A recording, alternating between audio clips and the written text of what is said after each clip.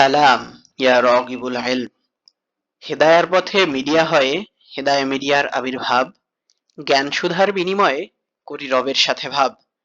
প্রিয় রগিবুল ইলম, আজ বুখারী পরিসিরিজের ৬০তম পর্ব। আর আজ আমরা শিখতে চলেছি ৪৭ নং পরিচ্ছেদ থেকে। পরিচ্ছেদ শিরোনাম শাগরিদগণের জ্ঞান পরীক্ষার জন্য উস্তাদদের কোনো বিষয়ে উপস্থাপন করা।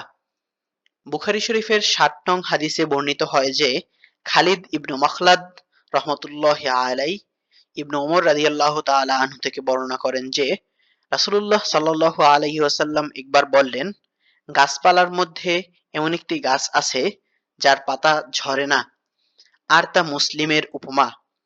তোমরা আমাকে বলো দেখি সেটি কি গাছ?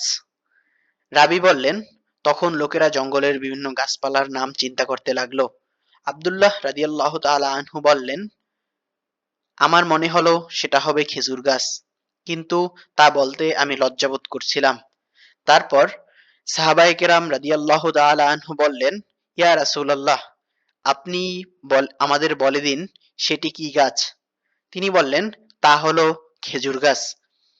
আন ইবনে ওমর আনিন নবী সাল্লাল্লাহু আলাইহি ওয়াসাল্লাম قال إن من الشجرة شجرة لا يسقط ورقها وإنها مثل المسلم حدثوني ما هي قال فوقع الناس في شجر البوادي قال عبد الله فوقع في نفسي أنها النخلة ثم قالوا حدثنا ما هي يا رسول الله قال هي النخلة। এভাবেই প্রতিদিন একটি করে হাদিস শিখে রাসূলুল্লাহ সাল্লাল্লাহু আলাইহি ওয়াসাল্লামের ব্যক্তিত্বকে আপন করে নিতে হেদায়া মিডিয়া সাবস্ক্রাইব করে বেল বাটনে অল সেট আপ করুন।